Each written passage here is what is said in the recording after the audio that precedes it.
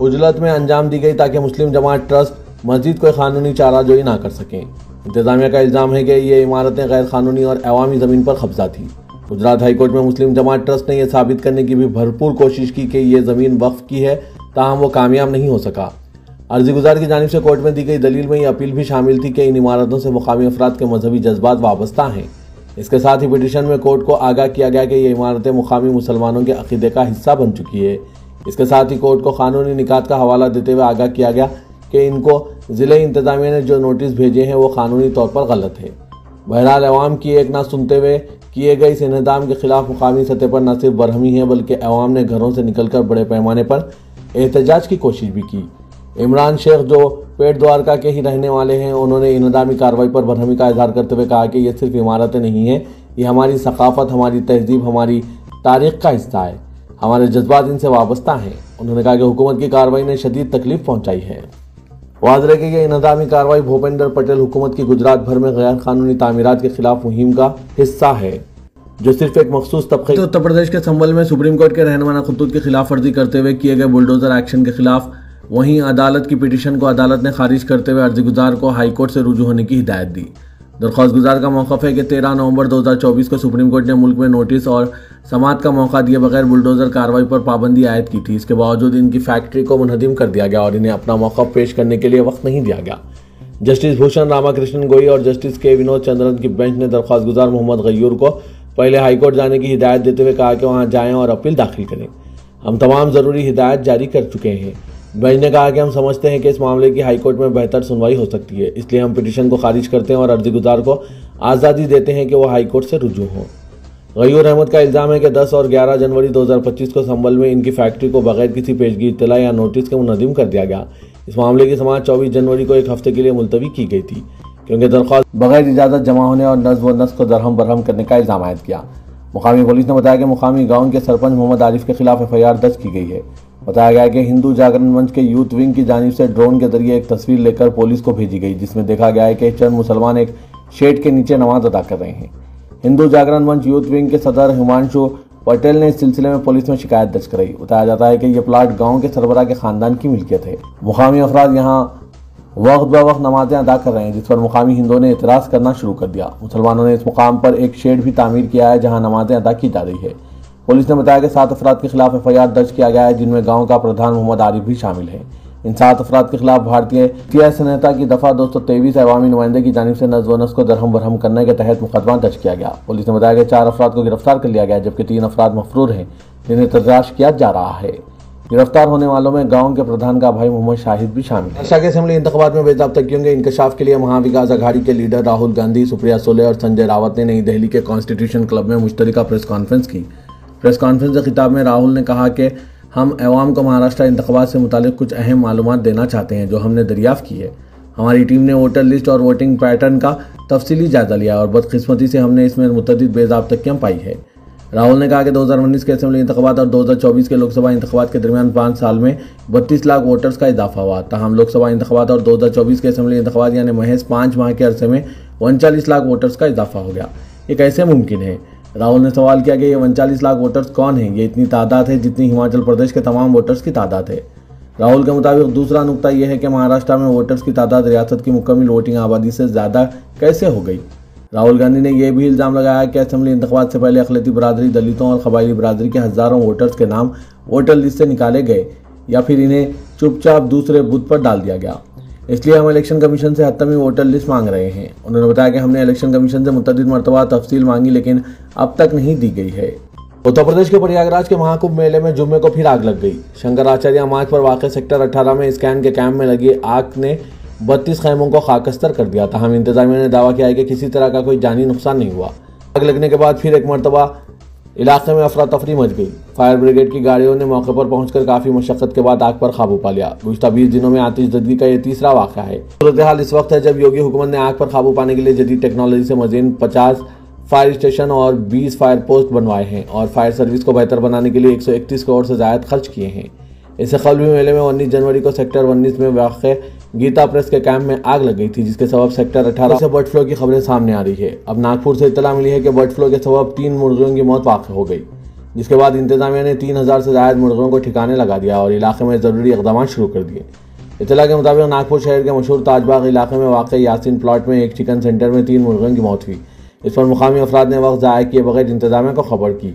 महकमे मवेशी पालन के अफसरान ने इस चिकन सेंटर पहुंचकर मुर्गों के नमूने हासिल किए और जांच के लिए भोपाल की लेबॉरेटरी भेज दिया। वहां से रिपोर्ट आई है कि जिन मुर्गों की मौत हुई है इनमें बर्ड फ्लू की अलामतें पाई गई। फौरी तौर पर नागपुर म्यूनसिपल कॉर्पोरेशन के महकमा सेहत ने इलाके की 3054 मुर्गों को ठिकाने लगा दिया। इन मुर्गों के साथ इनके खाने पीने में इस्तेमाल होने वाली चीज़ों को भी दफन कर दिया गया। हुकूमत ने नए राशन कार्ड्स के लिए मी सेवा मराकिज़ पर दरख्वास्तों के अदखाल की सहूलत का ऐलान कर दिया है। हुकूमत ने मी सेवा कमिश्नर को हिदायत दी है कि राशन कार्ड के लिए नई दरख्वास्तें मी सेवा मराकिज़ पर कबूल की जाएंगी। महकमा सिविल सप्लाईज के अहदेदारों ने अहकाम जारी कर दिए। नए राशन कार्ड की मंजूरी के लिए तेलंगाना हुकूमत ने पहले ही रहनुमा खतूत जारी कर दिए थे।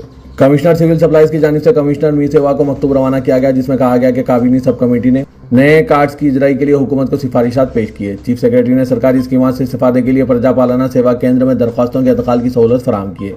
कमिश्नर मी सेवा से दरख्वास्त की गई है कि नए राशन कार्ड की दरख्वास्तें रियासत के तमाम मी सेवा मराकिज़ पर कबूल की जाएंगी। रेवंत रेड्डी का 2 रोज़ा दौरा दिल्ली इख्तिताम को पहुंचा और कांग्रेस हाईकमान ने प्रदेश कांग्रेस कमेटी के आमेला की तश्कील को मंजूरी दे दी है। Chief minister Revanth Reddy, deputy chief minister Bhatti Vikramarka, सदर प्रदेश कांग्रेस महेश कुमार गौड़, वजीर आपाशी उत्तम कुमार रेड्डी ने नई दिल्ली में सदर कांग्रेस मल्लिकार्जुन खड़गे से मुलाकात की और इन्हें तेलंगाना में तबकाती सर्वे और एससी जुमराबंदी से मुतालिक रिपोर्ट से वाकिफ कराया। बीसी तबकात और एससी तबकात के लिए नलगुंडा और मेदक अजला में 2 बड़े जलसे आम मुनक्किद करने के फैसले से मल्लिकार्जुन खड़गे को वाकिफ कराया गया और इन्हें जलसों में शिरकत की दावत दी गई। बासुग राय के मुताबिक मल्लिकार्जुन खड़गे ने तबकाती सर्वे और एससी जुमराबंदी से मुतालिक फैसलों को अवाम तक पहुंचाने के लिए पार्टी कायदीन को मुतहरिक होने का मशवरा दिया। खड़गे ने कायद अपोजिशन राहुल गांधी से मुशावरत के बाद तेलंगाना के दौरे को खतिया देने का रेवंत रेड्डी ने वाज़ेह किया कि तेलंगाना काबीना में तौसी का फिलवक्त कोई मंसूबा नहीं है और यह फैसला कांग्रेस आला कमान करेगा। नई दिल्ली में मल्लिकार्जुन खड़गे से मुलाकात के बाद मीडिया के नुमाइंदों से बात करते हुए चीफ मिनिस्टर ने काबीना में फौरी तौर पर तौसी के इम्कानात को मुस्तरद कर दिया।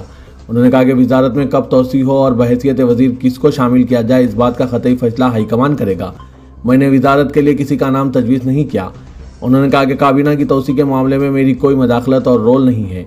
इस सिलसिले में फैसला करना हाईकमान का काम है। तौसी से मुतालिक मुख्तलिफ नामों के ज़ेर गश्त होने पर तबसरा करते हुए रेवंत रेड्डी ने कहा है कि मैंने किसी के नाम की सिफारिश नहीं की है। हाईकमान ने मुझे जो जिम्मेदारी दी है मैं इसकी तकमील की मसाई कर रहा हूँ।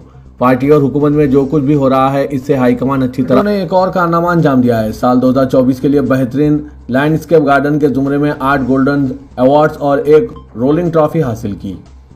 तेलंगाना के महकमा बागबानी के ज़ेर-ए-इत्तिमाम गार्डन फेस्टिवल का एहतमाम किया गया था, जिसमें हैदराबाद मेट्रो रेल लिमिटेड ने ये अवार्ड हासिल किए। ग्रीन लाइन से जुमला 57 मेट्रो स्टेशनों को बेहतरीन इंतजाम के लिए 8 गोल्डन गार्डन और 1 रोलिंग ट्रॉफी दी गई। ये मुसलसिल 6ठा साल जब हैदराबाद मेट्रो को ये एजाज़ात हासिल हुए।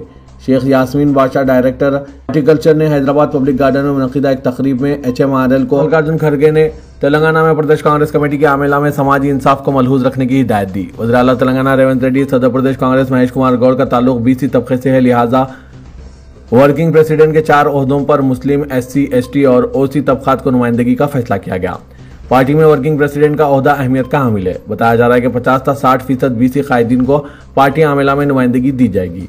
वर्किंग प्रेसिडेंट के ओहदे के लिए जो कायदीन दावेदार हैं इनमें SC तबके के मादिगा जिली तबके से ताल्लुक़ रखने वाले A लक्ष्मण, रुकने पार्लियामेंट भोंगीर, CH किरण कुमार रेड्डी, सदर जिला कांग्रेस खैरताबाद रोहन रेड्डी और मुत्तहदा वरंगल जिला रुकने असेंबली N राजेंद्र शामिल हैं। अक़लियती तबके से क्रिकेटर मोहम्मद अजहरुद्दीन और नामपल्ली इंचार्ज मोहम्मद फेरोज खान के नाम ज़ेर गौर हैं। मौजूदा कमेटी में अजहरुद्दीन वर्किंग प्रेसिडेंट और फेरोज खान जनरल सेक्रेटरी हैं। ST तबके से वर्किंग प्रेसिडेंट के दावेदार B नायक और रुकने पार्लियामेंट महबूबाबाद गांधी भवन के अहाते में एहतजाज मुनज़्ज़म करते हुए अमेरिका से हिंदुस्तानियों की वापसी के तरीक़ेकार की सख्त मज़म्मत की गई। सैकड़ों की तादाद में कांग्रेस कारकुनों ने मुजाहरा करते हुए अमेरिका के खिलाफ नारेबाजी की और नरेंद्र मोदी हुकूमत को तनकीद का निशाना बनाया। हुकूमत के मुशीर मोहम्मद अली शब्बीर, सदर महिला कांग्रेस सुनीता राव, साबिक रुकने Rajya Sabha V Hanumanth Rao, general secretary प्रदेश कांग्रेस और इंचार्ज नामपल्ली मोहम्मद फेरोज खान ने एहतजाज की क़यादत की। एहतजाजी कांग्रेसी कारकुनों के हाथों में मोदी और ट्रंप हुकूमतों के खिलाफ नारों पर मुश्तमिल प्ले कार्ड्स थे। वो मुजरिमीन की तरह हिंदुस्तानी नौजवानों के साथ सलूक पर एहतजाज कर रहे थे।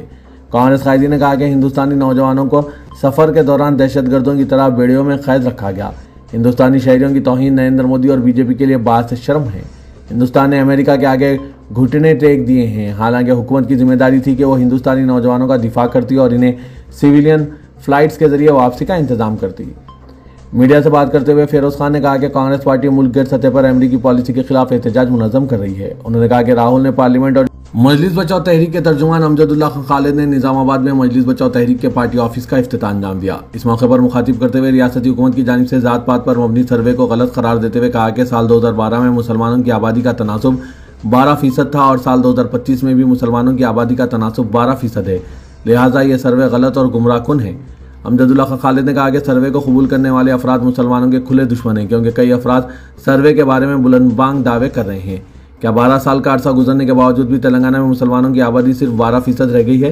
कम से कम आधा फीसद भी बढ़ाकर नहीं बताया गया। चुनांचे ये सरासर गलत गुमराहकुन सर्वे है। इसे कबूल करने वाले मुसलमानों को भी तनकीद का निशाना बनाते हुए कहा कि चंद अफराद सर्वे के बारे में चीफ मिनिस्टर रेवंत रेड्डी और मोहम्मद अली शब्बीर से ज़्यादा तशक्कुर कर रहे हैं, लेकिन मोहम्मद अली शब्बीर को हुकूमत की जानिब से अंजाम दिए जाने वाले मामलात की कोई इत्तला नहीं है।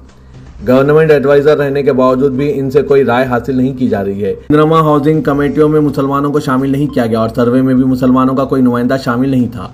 उन्होंने कांग्रेस पर तनकीद करते हुए कहा कि अभी तक काबीना में मुस्लिम नुमाइंदे को वजारत में शामिल नहीं किया गया और 40 कॉरपोरेशनों में से सिर्फ एक ही कॉरपोरेशन में एक ही मुसलमान को चेयरमैन की हैसियत से नामजद किया गया है। उन्होंने मजलिस इत्तेहादुल मुस्लिमीन को भी तनकीद का निशाना बनाते हुए कहा कि यह हमेशा मौका परस्त रहे हैं। जिस वक्त BRS थी उस वक्त ये कांग्रेस के खिलाफ थे और आज कांग्रेस की तायद में है। कल अगर बीजेपी इख्तिदार में आ गई तो राजा सिंह से भी दोस्ती करने से पीछे नहीं हटेंगे। मुस्लिम क़यादत पर तनकीद करते हुए अमजदुल्ला खान खालिद ने कहा कि दिल्ली में अरविंद केजरीवाल को RSS का छोटा रिचार्ज की हैसियत से पेश किया गया। इसी तरह तेलंगाना में BRS के इख्तिदार के दौर के मौके पर और इंतखाबात के मौके पर रेवंत रेड्डी को RSS का छोटा रिचार्ज कहा था और KCR को गुड फ्रेंड कहा था और अब रेवंत रेड्डी को गुड फ्रेंड कहा जा रहा है।